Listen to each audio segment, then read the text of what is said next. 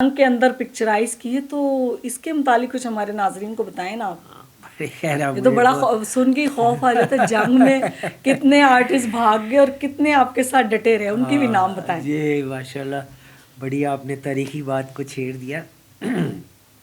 वो एक जुनून और जज्बा था, बड़ा जुनून था, इधर बंदा बाहर नहीं निकलता। तो जंग में आप अफगानिस्तान ले गए। हाँ जी, मैंने उसका स्क्रिप्ट शुरू किया, चूँकि वो खबरें आती थी, दिलचस्पी से हम सुनते थे, एक अंदर स्पिरिट, एक जज्बा जहाद और वो चीज़ें, और वालदैन की भी वो तरबियत, ग्रोथ।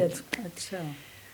तो मुझे होना कि ये इस पैगाम को जो हम अपने मखसूस लोगों में बैठते हैं, सुनते हैं, पढ़ते हैं, इसको आम सतह पे लोगों में जाना चाहिए। इसके मतलब मैंने जब बहुत सारी चीज़ें पढ़ी, बहुत सारी सुनी, बहुत सारी मतलब इसमें स्पीच में जाके सुनी, फिर मैंने उसके स्क्रिप्ट को अपने तौर पे उन चीज़ों को इकट्ठा करके तरतीब देना शुरू किया। अच्छा। फिर मैंने कहा कि सैयद नूर को राइटर लूँ। उस वक्त डायरेक्टर नहीं था, सैयद नूर एज ए डायरेक्टर मुझसे जूनियर है। अच्छा। मैं उसको खैर विज़िट कराया। वो मुझे कहता है, राना साहब आप जो बात करते हैं हिस्टोरिकल, कहाँ से इसमें सारे इज़म हैं, कैपिटलिज्म है, इसमें सोशलिज्म को डिस्कस कर रहे हैं, आप सेकुलरिज्म को डिस्कस कर रहे हैं, इतनी हिस्ट्री, मैं इतना इसको मैंने नहीं इसको मतलब नहीं लेकर आ सकता। मैंने इसको इतना मैं पढ़ा नहीं हुआ। अच्छा। या तो मुझे अपने साथ कंटिन्यू अपना शागिर्द करे इसमें, 1 साल मैं आपके साथ रहूँ, फिर मैं लिख सकूँगा, या फिर आप खुद लिखें, ये नूर साहब ने मुझे कहा। फिर मुझे खैर तारिक राना साहब, राना तारिक मसूद जो प्रोड्यूसर थे इसके, उन्होंने फिर कहा नहीं आप खुद लिखो। फिर वो स्क्रिप्ट में करके तो मैंने कुछ सीनियर डायरेक्टर्स को दिया, अपने उस्ताद को भी, अल्लाह तरीके रहमत करे, शम्मा चौधरी साहब को। लेकिन वो लोग कहते थे ये जो लिखा हुआ है जंग में, ओरिजिनल ड्यूरिंग वार, ये तो नामुमकिन है, एक दीवाने का ख्वाब है। इस तरह की बात कैसे हो सकता है, कैसे हो सकता है, लोग कैसे जाएंगे, कैसे जाएंगे। मैंने खैर इन बिटवीन मैंने लोगों का माइंड में, एक आसफ खान, जहांजेब खान साहब और मुस्तफा कुरैशी साहब, जो कास्ट थी उसकी, नगमा बेगम, इस तरह सब, इज़हार काजी, आबद अली, जो इस्माइल शाह, उस वक्त जो कास्ट थी। चूँकि आपने वो बड़ा प्यारा क्वेश्चन किया, कौन वहाँ पहुँचे, कौन वापस आ गए, बैक स्कैप कर गए, तो मैंने खैर उनको अपने तौर पे बताना शुरू किया कि इनमें भी ये स्पिरिट हो और सारा सिलसिला हो। कुछ बातें मतलब दरपर्दा भी रखी ना, ठीक है, मसलतन कि कोई इधर से ही ना चला तो क्या बनेगा, फिल्म कैसे बनेगी, कुछ को सरप्राइज में रखा। खैर वो अब नाम है गिफ्ट ऑफ गन पाउडर, बारूद का तोहफा।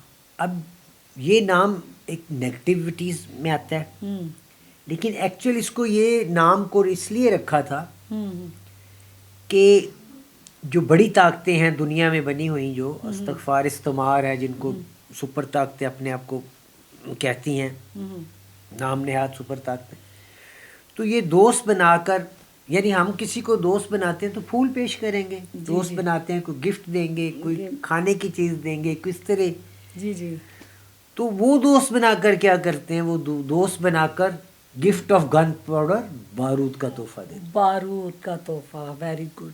उनकी जो तजारत है, पहले वो बारूद गिफ्ट में देते हैं, उसके बाद वो आपस में हम कौमों को लड़ाते हैं, फिर लड़ाने के बाद अपना असला बेचते हैं, तजारत करते हैं।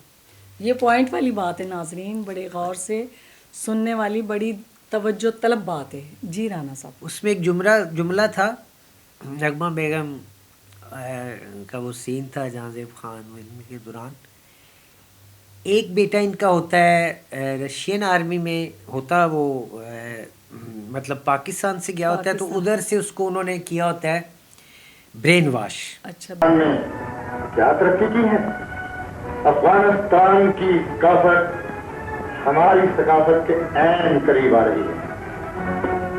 अफगानिस्तान उस प्यारे की मंजिल है जो फजाओं में परवाज तो कर रहा है, लेकिन उसका रिमोट कंट्रोल हमारे हाथ में है। उस सरजमीन पर चलने वाली हर चीज हमारी बनाई हुई तार तोड़ की सड़कों पर हाँ उधर पढ़ने गया होता है मॉस्को में, और एक होता है पाकिस्तान में। अच्छा। लेकिन वो है मॉडर्न सेकुलर माइंड है। अच्छा। वो भी एक मम्मी डैडी करेक्टर है। अच्छा। अब ये दो भाई ट्विन ब्रदर थे। उधर एक इजहार काजी था और एक जहां से। इजहार काजी साहब बॉर्डर से ही ना पीछे को आ गए, अल्लाह उनको दरीके रहमत करे, आगे ना हौसला पड़ा जाने का। फिर मैंने जहाँ जेबी को डबल रोल में करके ना, मैंने अपना, चूँकि वो एक पठान आदमी और जानवर, और उसके अंदर वो पीछे उसके बावजदाद भी खरासान, अफगानिस्तान का पहले नाम खरासान था, वहाँ से। अच्छा। तो उसके अंदर ये था कि मैं अगर इस फिल्म को ना किया तो मेरे बुजुर्ग ना मुझसे नाराज हो जाए। अच्छा, क्या अब अली हजवेरी जैसी हस्ती, दाता अली हजवेरी रहमतुल्लाह अलैह, वो भी खरासान से आए हुए हैं। हाँ ठीक है, बिल्कुल। तो हक की और दीन की सरहदें नहीं होती, मैसेज की सरहदें नहीं होती। बिल्कुल, वेरी गुड। सरहदें तो बंदों की कायम की भी मफादात की हैं, अल्लाह माफ करे। तो वो खैर वहाँ एक जुमला, चूँकि बारूद के तोहफे के लिंक में जुमला मैं बताना चाहूँगा। जी जी। वो चूँकि मेडिकल फाइनल ईयर का स्टूडेंट होता है, तो ये इन्होंने खैमे जो पाकिस्तान में जो हिजरत करके लोग आए होते हैं ज़ख्मी या वैसे, उनकी ये फर्स्ट एड के लिए इन्होंने अपने जो लगाए होते हैं ना कैंप, उनमें उसका अपना भाई जहांजेब का छोटा भाई, अच्छा, वो जख्मी होकर के आता है। अच्छा ठीक है। जख्मी होकर के आता है तो वो उसको ब्लड दे रहा है, और उसको वहाँ उसने पहचान लिया मेरा भाई है। वो उधर, चूंकि ये इधर है पाकिस्तान में पढ़ रहा है, वो उधर से माइग्रेट होकर आते हैं हिजरत कर। तो जैसे ही वो भाई देखता है कि ये मुझे खून कासम दे रहा है, कासम उसका नाम होता है फिल्म में करेक्टर का, तो उसे पता होता है कि ये तो नहीं मेरे बाप पे के बुलाने पे यहाँ पे आया। तो वो कहता है मुझे तेरा बुज़दिल खून नहीं चाहिए। कौन कहता है? वो छोटा बच्चा जो भाई का रोल कर रहा है, अफजल उसका नाम होता है। अच्छा। वो कहता है कि मुझे तेरा ये बुज़दिल खून नहीं चाहिए। वो कहता है मैं तेरा भाई कासम तुझे खून दे रहा हूँ। कहता है हाँ, अगर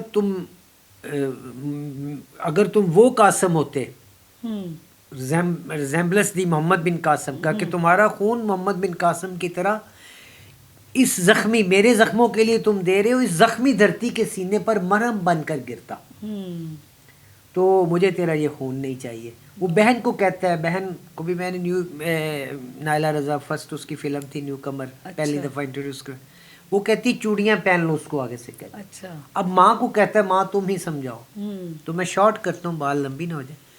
माँ कहती है देखो